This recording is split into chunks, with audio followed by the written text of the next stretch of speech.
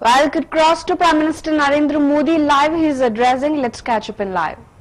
हमारा देश इस बात को जानता है कि 24 फरवरी 19 को आपने पीएम किसान योजना प्रारंभ की थी और तब से लेकर आज तक 75,000 करोड़ रुपया किसानों के खाते में सरकार के द्वारा भेजा जा चुका है।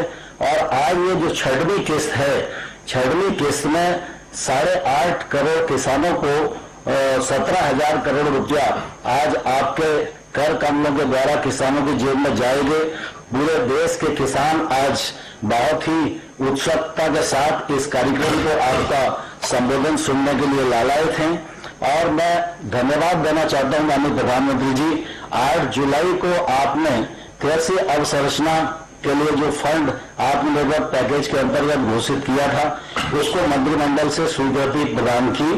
तब से आपके नेतृत्व में, आपके मार्गदर्शन में विभाग ने द्रुत गति से काम किया और आज हम बहुत ही प्रसन्नता के साथ कह सकते हैं कि 8 अगस्त को 1 महीना पूरा हुआ। आज 9 अगस्त है। 9 अगस्त भारत छोड़ो आंदोलन की भी तिथि है और आज भगवान बलराम जी का भी जन्मदिन है। और इस महत्वपूर्ण दिन पर 2282 पैक्स को 1128 करोड़ का ऋण आपके कमलों द्वारा स्वीकृत किया जाएगा। यह मैं समझता हूं कि अपने आप में ऐतिहासिक कदम है।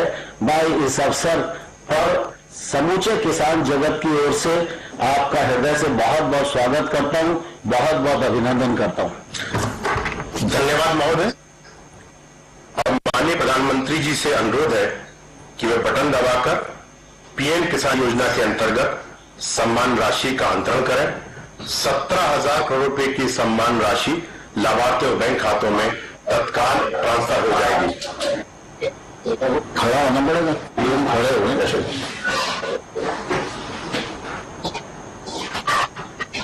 बटन दबा।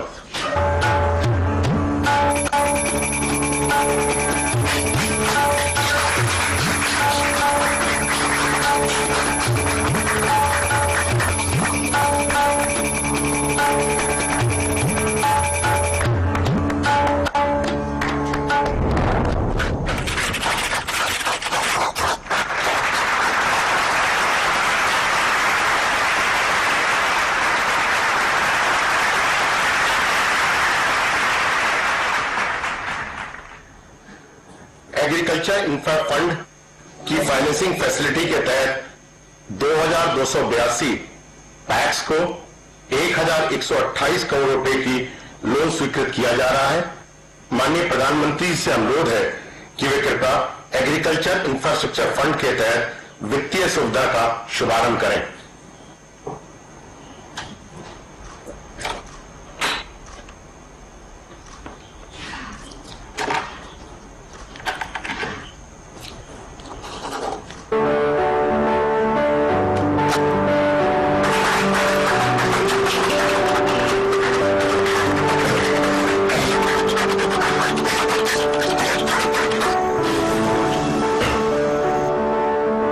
सपना देखा किसानों की आय दोगुनी करने का, आजादी के 75 साल हो, किसानों की आय दोगुनी करने का सपना देखा। आत्मनिर्भर सिर्फ एक शब्द नहीं, ये हमारे प्रधानमंत्री श्री नरेंद्र मोदी जी का देश और देशवासियों के हित में एक बहुत बड़ा लक्ष्य है। आत्मनिर्भर भारत, आत्मनिर्भर कृषि एक महत्वपूर्ण हिस्सा है। इसलिए किसानों की आय बढ़ाने के लिए भारत सरकार ने एग्रीकल्चर इंफ्रास्ट्रक्चर फंड योजना शुरू की है। योजना के अंतर्गत 4 सालों के लिए 1 लाख करोड़ रुपए की व्यवस्था की गई है। 2020 से 21 में 10,000 करोड़ और आने वाले वर्षों में 30-30 हजार करोड़ रुपए वितरित किए जाएंगे। साथ ही 7 वर्षों के लिए 2 करोड़ रुपए तक के ऋण पर 3% ब्याज सब्सिडी की सुविधा दी है। इस योजना पर सभी बैंक्स MOU साइन करके योजना से जुड़ चुके हैं। ऋण देने वाले इन बैंकों के लिए क्रेडिट गारंटी सुविधा का प्रावधान भी किया गया है। इस योजना के तहत पोस्ट हार्वेस्ट मैनेजमेंट इंफ्रास्ट्रक्चर के जरिए किसान भाइयों को उत्पादों को सही दाम पर बेचने की आजादी और आय का स्थिर साधन मिलेगा, जिससे उनकी आमदनी में बढ़ोतरी होगी। इस योजना के तहत नाबार्ड 2020-21 के दौरान 5,000 करोड़ रुपए के रियायती ऋण देगा। केंद्र शासन द्वारा दिए जाने वाली ब्याज सब्सिडी तथा नाबार्ड द्वारा दिए जाने वाले रियायती ऋण के फलस्वरूप प्राथमिक कृषि ऋण समितियों अर्थात पैक्स को केवल 1% ब्याज दर पर ऋण उपलब्ध होगा। इस योजना को मंजूरी 8 जुलाई 2020 को दी गई थी। एक महीने के भीतर ही नाबार्ड ने 2,280 से अधिक कृषि संस्थाओं के बीच लगभग 1,000 करोड़ रुपए की ऋण व्यवस्था की है।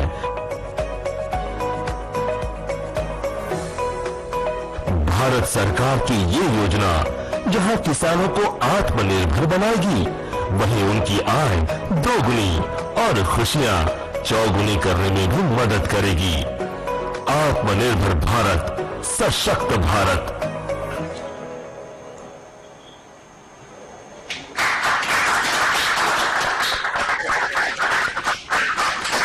महोदय, आपका बहुत अब हम कर्नाटक राज्य चलते हैं, जहां माननीय प्रधानमंत्री के साथ बातचीत करने के लिए हासन जिले के उगेन कृषि सहकारी साख समिति पैक के सदस्य उपस्थित हैं।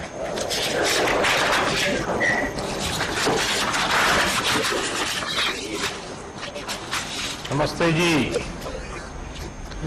नमस्ते। सबसे पहले तो मैं जानना चाहूंगा आपके संबंध में, आपकी संस्था के संबंध में, आपके काम के संबंध में जानना चाहूंगा। ಮೊದಲನೇದಾಗಿ ನಿಮ್ಮ ಬಗ್ಗೆ ಮತ್ತು ನಿಮ್ಮ ಸಮಸ್ಯೆ ಬಗ್ಗೆ ಪರಿಚಯ ಕೊಡಿ. ನಮಸ್ತೆ ಪ್ರಧಾನಮಂತ್ರಿ ಜಿ, ನನ್ನ ಹೆಸರು ಬಸವೇಗೌಡ. ನಾನು ಉಗನೆ ಪ್ರಾಥಮಿಕ ಕೃಷಿ ಪತ್ತಿನ ಸಹಕಾರ ಸಂಘ ಹಾಸನ ಜಿಲ್ಲೆಯ ಕಾರ್ಯದರ್ಶಿಯಾಗಿ ಕೆಲಸ ಮಾಡುತ್ತಿದ್ದೇನೆ. ನನ್ನ ಸಂಘವು 44 ವರ್ಷಗಳಿಂದ ಕಾರ್ಯನಿರ್ವಹಿಸುತ್ತಿದೆ. 29 ಗ್ರಾಮಗಳಿಂದ 2,300 ಜನ ಸದಸ್ಯರನ್ನ ಸೇರಿಸಿಕೊಂಡು ಸಂಘ ಮುನ್ನಡೆಸುತ್ತಿದ್ದೇವೆ. ನನ್ನ ಸಂಘದ ವಹಿವಾಟು ವಾರ್ಷಿಕವಾಗಿ 50 ಕೋಟಿ ಇದೆ. नमस्कार प्रधानमंत्री जी, मेरा नाम बसवेगौड़ा है। मैं उगन पैक्स जिला हासन कर्नाटका राज्य का सदस्य हूँ। हमारा पैक्स 44 इयर्स बैक फॉर्म किया है। ये 29 गांवों को 2,300 किसान फैमिली को सहाय दे रहा है। हमारा पैक्स का एनुअल टर्नओवर 50 करोड़ है। खेती क्या करते हैं आप लोग? खेती में कृषि ಮಾಡ್ತೀರಾ? ಮೆಕ್ಕೆಜೋಳ, ಶುಂಠಿ, ಆಲೂಗೆಡ್ಡೆ, ಅಡಿಕೆ ಇತರ ಬೆಳೆಯನ್ನ ಮಾಡ್ತೇವೆ. मक्का, सुपारी, मैं ठीक समझ रहा हूँ कंगर को?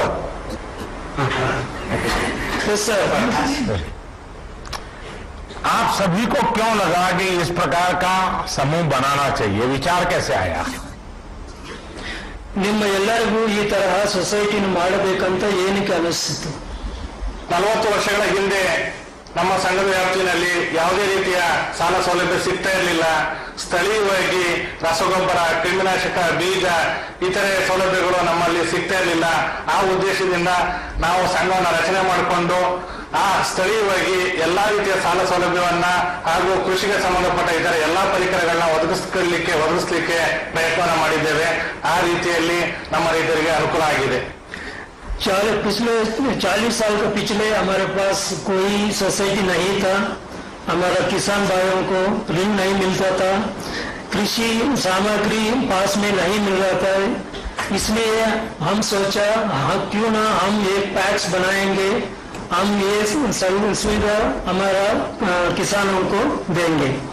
इस हम तरह लोन दे रहा है, गोडाउन का सुविधा है, इनपुट भी सप्लाई कर रहा है।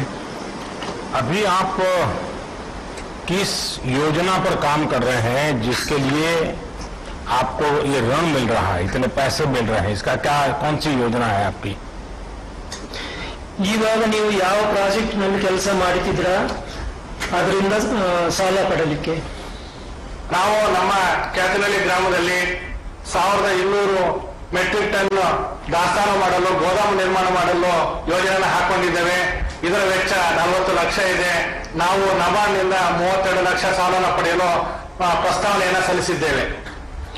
हम कैथनहल्ली में 1200 मीट्रिक टन का गोदाम बनाने के निर्माण करने के लिए योजना किया है. उसका लागत लगेगा 40 लाख.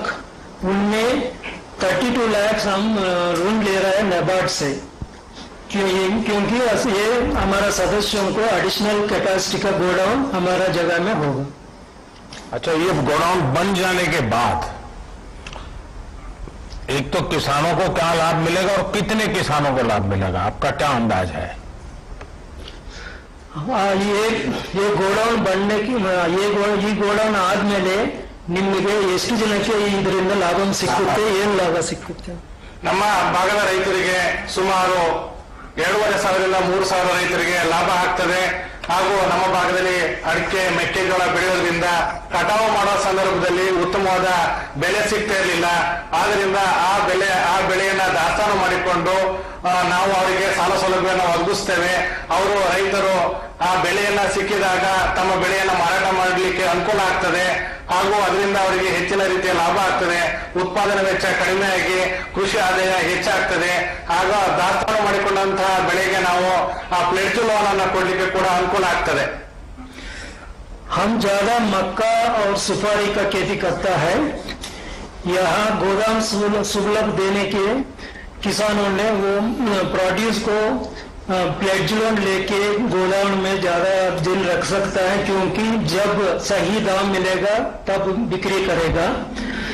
इसलिए और हम ये गोदाम से कृषि सामग्री भी इकट्ठ करके उसको भी किसानों को कम दाम में देने को प्रयोजन है. कब तक पूरा हो जाएगा आपका ये काम? ಯಾವಾಗ ಮುಗಿಯುತ್ತೆ ಈ ಕೆಲಸ ಅಂತ? ಇದೊಂದು 3 ತಿಂಗಳಲ್ಲಿ ಕೆಲಸವನ್ನು ಮುಗಿಸ್ತೇವೆ. Another 3 months we are going to complete the work. चलिए बसवे गौड़ा जी, आपको और आपकी पूरी टीम को मैं बहुत बधाई देता हूं कि सरकार की योजनाओं का सही उपयोग करने के लिए आपने किसानों को जागरूक किया, किसानों को संगठित किया और एक बहुत लंबे सोच के साथ एक प्रकार से गांव को और किसान को आत्मनिर्भर बनाने का काम किया है. मैं आपको बहुत बधाई देता हूं और मुझे विश्वास है कर्नाटका के सभी किसान, देश के सभी किसान बसवे गौड़ा जी और उनके साथी जो किसान हैं, जो फॉरवर्ड लुकिंग है, प्रोग्रेसिव हैं और किस कृषि को वैल्यू एडिशन की दिशा में भी सोच रहे हैं, मैं आप सबको बहुत बहुत बधाई देता हूं. धन्यवाद. धन्यवाद.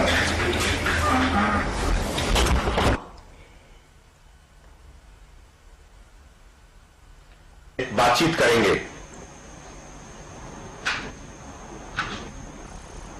हाँ बताइए भाई, अपना परिचय, कहां से हैं आप?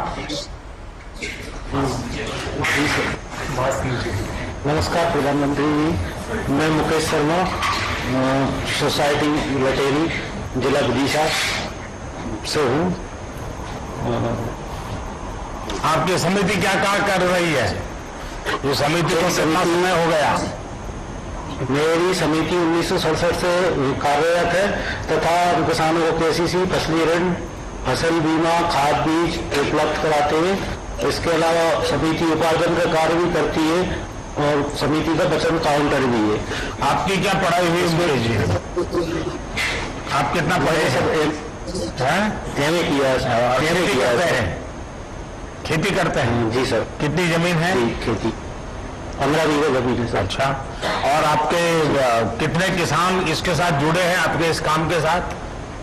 1125 के साथ जुड़े हुए हैं. अच्छा, मतलब कि एक पढ़ा लिखा व्यक्ति जब फिर से अपने गांव और जमीन से जुड़ जाता है तो सिर्फ अपना ही भविष्य नहीं, करीब 1100 परिवारों की जिंदगी बदल रहा है. तो मुकेश जी, मैं आपको बहुत बधाई देता हूं, लेकिन मैं जरूर जानना चाहूंगा, अभी जो कोरोना काल में तो मैं जानता हूं हर किसी को कुछ न कुछ कष्ट हुआ है, आपको भी असुविधा हुई होगी। ऐसी स्थिति में कैसे ये सब चीजें कैसे मैनेज की आपने? जी हाँ माननीय सर, कोरोना की वजह से लॉकडाउन और कर्फ्यू तथा यातायात सुविधा बंद होने से अभी थोड़ी असुविधा जरूर हुई, लेकिन मध्य प्रदेश सरकार द्वारा कृषकों को लॉकडाउन में यातायात में छूट प्रदान की गई थी, जिसके कारण हम अपनी गेहूं खरीदी कार्य एवं ऋण व्यवसाय का काम संतोषजनक एवं सोशल डिस्टेंसिंग के अनुरूप कर सके।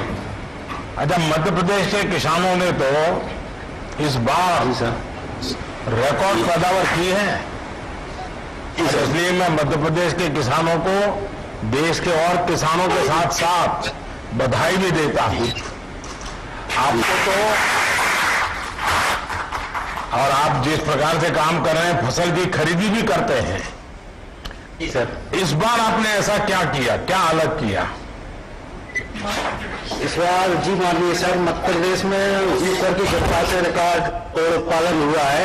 हमारी समिति ने करीब 8 करोड़ रुपए के लगभग 40,000 कुंटल गेहूं की खरीदी की, 3,000 कुंटल चने की खरीदी की और कृषकों को मोबाइल SMS के जरिए सोशल डिस्टेंसिंग पर रखकर मैसेज भेजे गए, जिसमें किसानों द्वारा 2 गज की दूरी एवं सोशल डिस्टेंसिंग का पालन किया गया।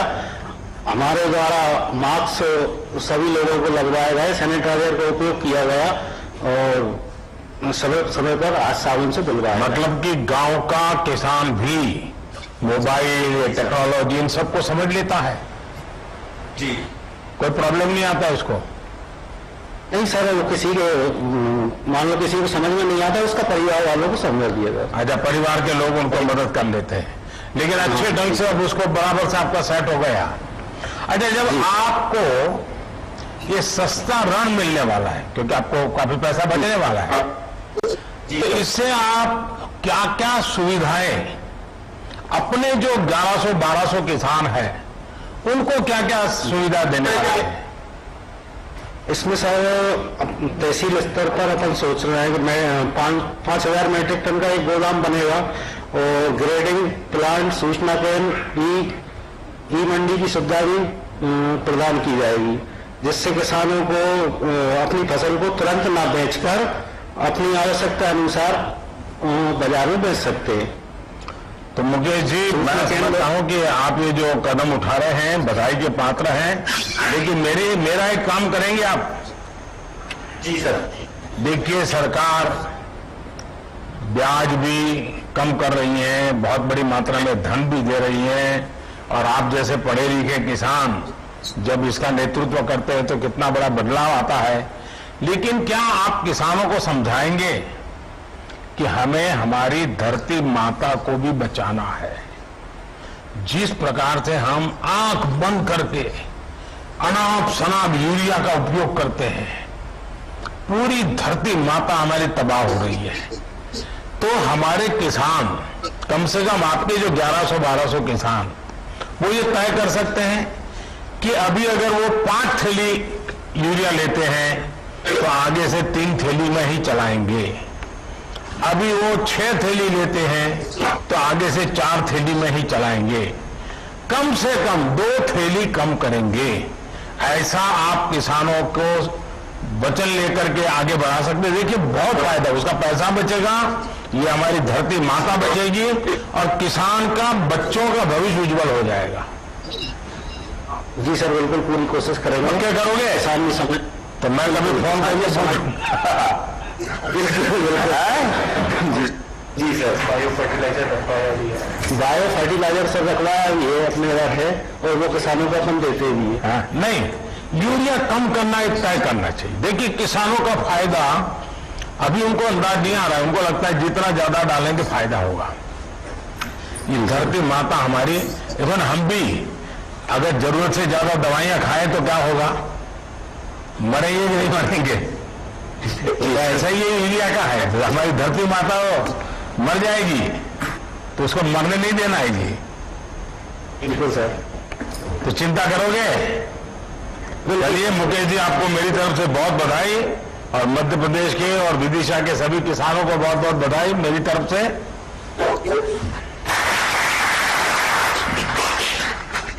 अब गुजरात राज्य के श्री संथाली जूट सेवा सहकारी मंडली लिमिटेड राजकोट के सर को वार्ता के लिए आमंत्रित करता हूं।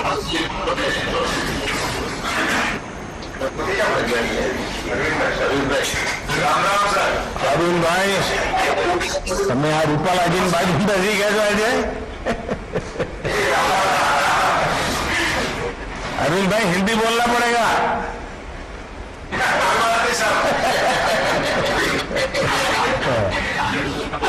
बताइए।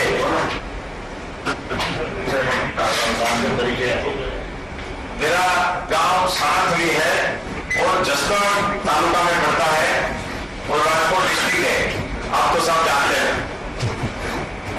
और मेरी सोसाइटी में 2400 मेंबर्स है। 64 ईयर पुरानी हमारी सोसाइटी है। हर साल मुनाफा होता है और हर साल हम 15% हमारी सोसाइटी के सब मेंबर्स को डिविडेंड देते हैं। मेरा शॉर्ट टर्म का और लॉन्ग टर्म का एसएससी का सब मिला के 33 करोड़ का हम लोन देते हैं और हमारी रिकवरी 99.9% है। क्योंकि किसान की एक विशेषता है, उसका जितना राजा दिल होता है ना वो किसी का नहीं होता है। हमारे यहाँ गुजरात में तो कहते हैं चोर खाए मोर खाए, जब बचे वो किसान खाए। ये किसान की उदारता होती है। लेकिन और इसलिए किसान 1 रुपए का कर्ज है तो भी रात को सोता नहीं। ये हमारे देश की ताकत है। तो ये आपकी बात सही है कि करीब करीब 100% पैसा आपको वापस आता है। कितना मुनाफा करते हैं सब लास्ट ईयर में मुझे बताने में कोई प्रॉब्लम नहीं है।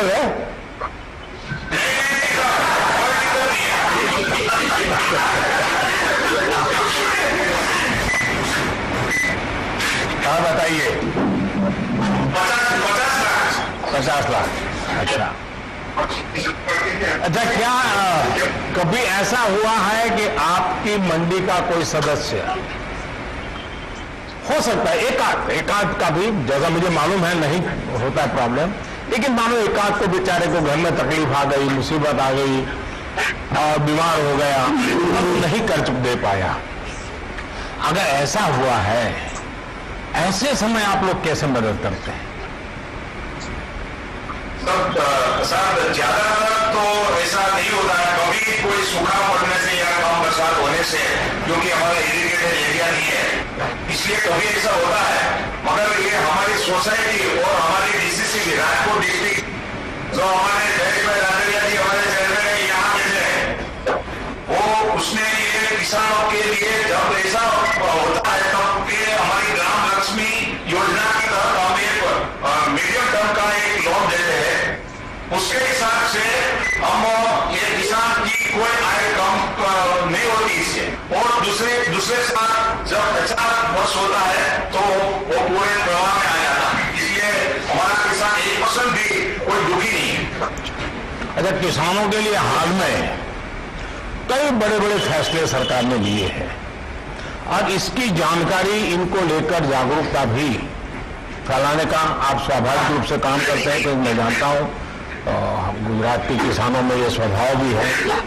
तो इसका परिणाम क्या नजर आता है?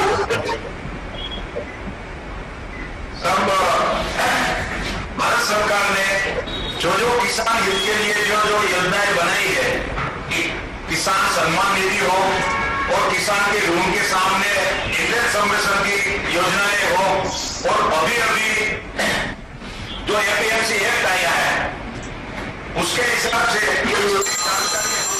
जिलों में हमारी किसान तक ये सब बातें पहुंचाते हैं। और हमारा खास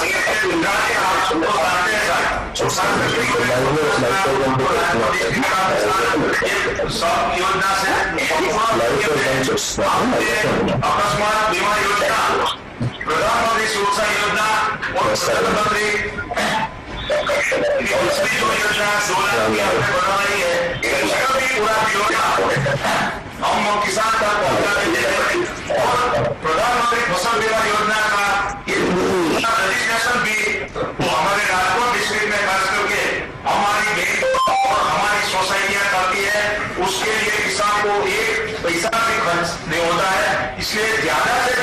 किसानों को हमारे सहकारिता के साथ जोड़ने का प्रयत्न करते हैं। और कोई भी किसान जब ये सूखा का और ऐसा कोई सूखा पड़ता है या कम वर्षा होती है, ऐसे समय एक क्रॉप इंश्योरेंस के बिना रहने नहीं देते।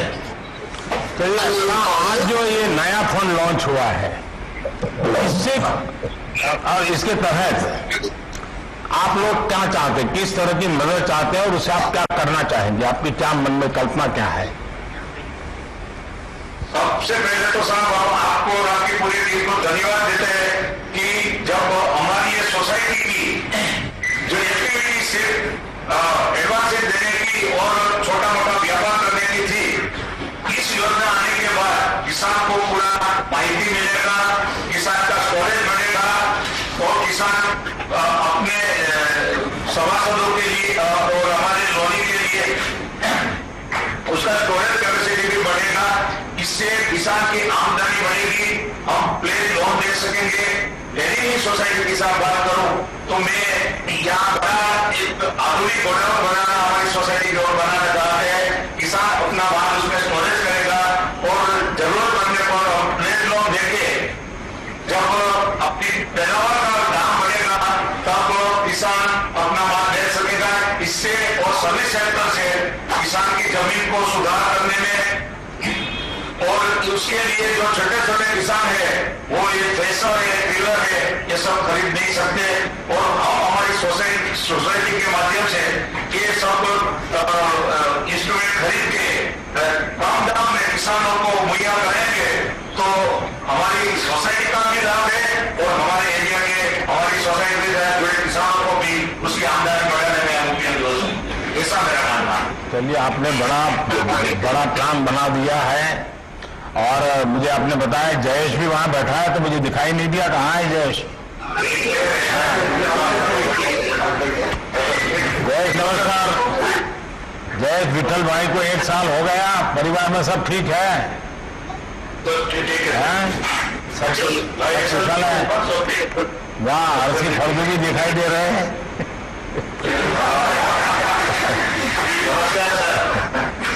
चलिए, मुझे अच्छा लगा। मैं अब सभी देश के किसानों से सीधी बात करना चाहता हूं और मैं समझता हूं कि आज का दिवस बहुत महत्वपूर्ण है और इसलिए मैं सबसे पहले तो श्रीमान नरेंद्र सिंह जी तोमर, कृषि मंत्रालय के सभी अधिकारी, कृषि विभाग की पूरी टीम, बैंकिंग सेक्टर के मित्र, इन सबको मैं बधाई देता हूं क्योंकि आज छुट्टी का दिन होने के बाद भी बैंक समेत सभी लोग इस कार्यक्रम को सफल बनाने के लिए जुटे हुए हैं और मुझे खुशी है कि कृषि मंत्रालय ने आज का रविवार होने के बाद भी जो दिवस पसंद किया है और उसका कारण बहुत महत्वपूर्ण है, बहुत बड़ा प्रेरक है। आज हल षष्ठी है। हम किसान भाई बहन बहुत भली तरह जानते हैं कि आज हल षष्ठी है, भगवान बलराम जी की जयंती है और किसान भगवान बलराम को पूजता है, हल की पूजा करके ही अपने कारोबार को चलाता है। तो ऐसा एक पवित्र दिवस आज एक बहुत बड़ी योजना लेकर के आए हैं। मैं सभी देशवासियों को विशेष तौर पर मेरे किसान भाइयों बहनों को हल छठ की और दाऊ जन्मोत्सव की बहुत बहुत शुभकामनाएं देता हूं। इस बेहतर पावन अवसर पर देश में कृषि से जुड़ी सुविधाएं तैयार करने के लिए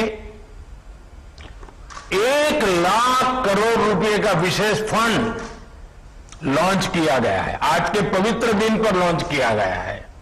इससे गांवों गांवों में बेहतर भंडारण, आधुनिक कोल्ड स्टोरेज की चेन तैयार करने में मदद मिलेगी और गांव में रोजगार के अनेक अवसर तैयार होंगे। इसके साथ साथ 8.5 करोड़ किसान परिवारों के खाते में पलक झपकते आपने देखा होगा, स्विच ऑन किया और पीएम किसान सम्मान निधि के 17,000 करोड़ रुपए सीधे सीधे 8.5 करोड़ किसानों के खाते में जमा हो गए। कोई बिचौलिया नहीं, कोई कमीशन नहीं, सीधा सीधा किसान के चला गया। संतोष इस बात का है कि इस योजना का जो लक्ष्य था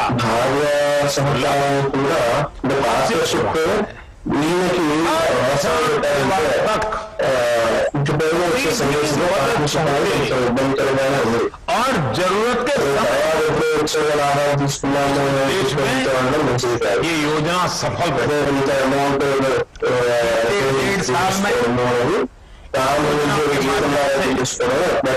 75,000 करोड़ रुपये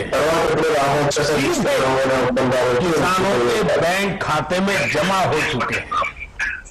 इसमें से 22,000 करोड़ रुपये था कोरोना के कारण लगे लॉकडाउन के दौरान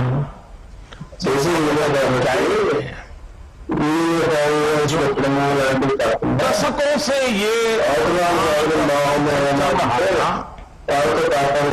गांव में उद्योग नहीं लगते। जैसे उद्योगों को अपने उत्पाद का दाम तय करने में और उसको देश में कहीं पर भी बेचने की आजादी रहती है, वैसी सुविधा किसानों को क्यों नहीं मिलती? ये अन्याय किसानों के साथ क्यों हो रहा है? अब ऐसा तो नहीं होता कि अगर साबुन का उद्योग किसी शहर में लगा है तो उसकी बिक्री सिर्फ उसी शहर में होगी। कि साबुन तो देश के हर कोने में, दुनिया में कहीं पर भी बेच सकता है, लेकिन खेती में अब तक ऐसा नहीं होता था। जहां अनाज पैदा होता है तो किसान को स्थानीय मंडी में जाकर के ही उसको बेचना पड़ता था। इसी तरह ये भी मांग उठती रही कि अगर बाकी उद्योगों में कोई बिचौलिए नहीं है तो फसलों के व्यापार में ये बिचौलिए क्यों होने चाहिए? अगर उद्योगों के विकास के लिए इंफ्रास्ट्रक्चर तैयार होता है तो वैसा ही आधुनिक इंफ्रास्ट्रक्चर कृषि के लिए भी मिलना चाहिए। साथियों, अब आत्मनिर्भर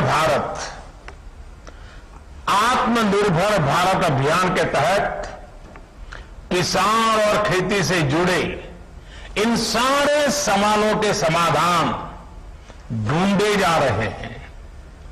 एक देश एक मंडी के जिस मिशन को लेकर के बीते 7 साल से काम चल रहा था वो अब पूरा हो रहा है। पहले इनाम के जरिए एक टेक्नोलॉजी आधारित एक बड़ी व्यवस्था बनाई गई। अब कानून बनाकर किसान को मंडी के दायरे से और मंडी टैक्स के दायरे से मुक्त कर दिया गया है। अब किसान के पास अनेक विकल्प है। अगर वो अपने खेत में ही अपनी उपज का सौदा करना चाहे तो वो कर सकता है, या फिर सीधे वेयर हाउस से इनाम से जुड़े व्यापारियों और संस्थानों को जो भी उसको ज्यादा दाम देता है उसके साथ फसल का सौदा किसान कर सकता है। इसी तरह एक और नया कानून जो बना है उससे किसान अब उद्योगों से सीधी साझेदारी भी कर सकता है। और मैं बताऊं, भारत के उद्योग जगत का जितना निवेश गांव और किसान में होना चाहिए था, वो बहुत यानी नगण्य था, मामूली था, और उसमें हमारे कुछ कानून नियम भी आड़े आते थे। अब देखिए, जैसे आलू का किसान चिप्स बनाने वालों से फल उत्पादक यानी बागवान, जूस, मुरब्बा, चटनी या कोई आयुर्वेदिक पौधे वाले किसान है तो फार्मेसी को, जैसे उत्पाद बनाने वाले जो उद्योग हैं उनके साथ वो पार्टनरशिप कर सकता है। इससे किसान को फसल की बुआई के समय तय दाम मिलेंगे, जिससे उसको कीमतों में होने वाली गिरावट से राहत मिल जाएगी। साथियों, हमारी खेती में पैदावार समस्या नहीं है, बल्कि पैदावार के बाद होने वाली उपज की बर्बादी ये बहुत बड़ी समस्या रही है। इससे किसान को भी नुकसान होता है और देश को भी बहुत नुकसान होता है। इसी से निपटने के लिए एक तरफ कानूनी अड़चनों को दूर किया जा रहा है और दूसरी तरफ किसानों को सीधी मदद दी जा रही है।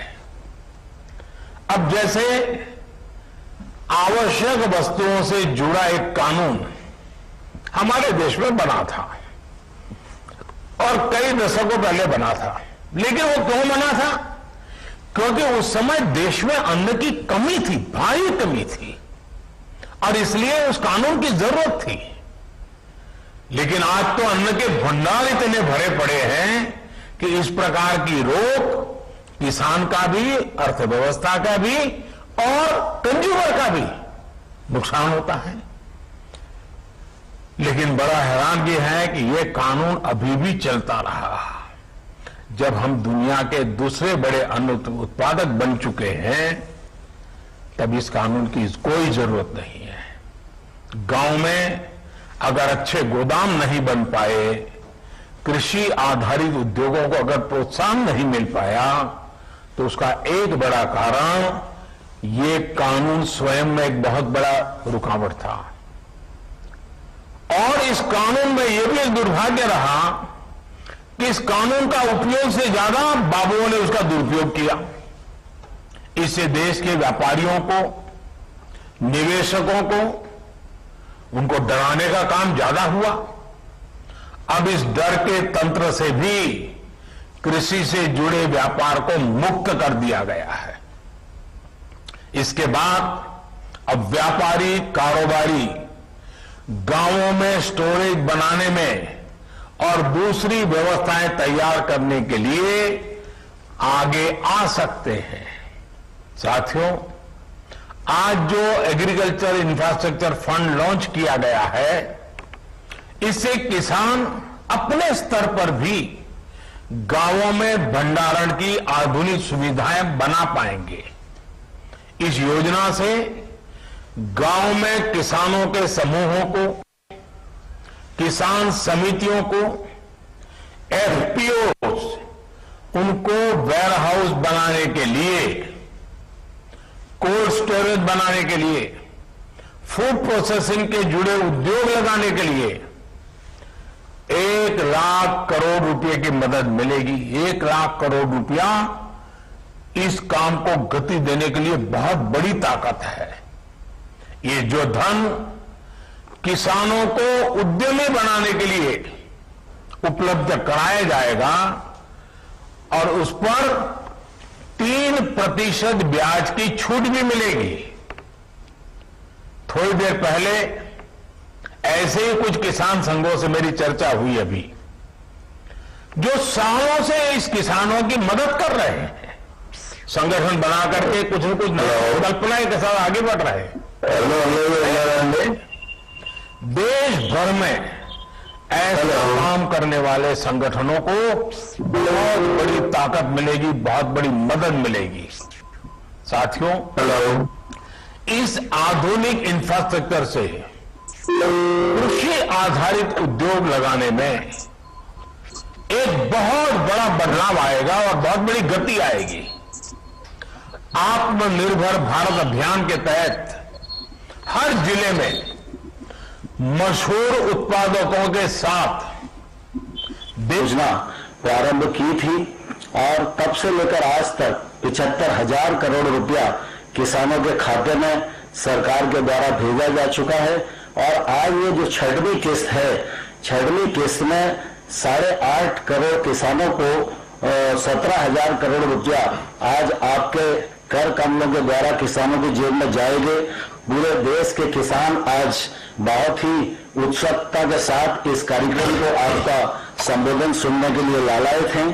और मैं धन्यवाद देना चाहता हूं माननीय प्रधानमंत्री जी, 8 जुलाई को आपने कृषि अवसंरचना के लिए जो फंड आत्मनिर्भर पैकेज के अंतर्गत घोषित किया था, उसको मंत्रिमंडल से स्वीकृति प्रदान की। तब से आपके नेतृत्व में, आपके मार्गदर्शन में विभाग ने द्रुत गति से काम किया और आज हम बहुत ही प्रसन्नता के साथ कह सकते हैं कि 8 अगस्त को 1 महीना पूरा हुआ। आज 9 अगस्त है।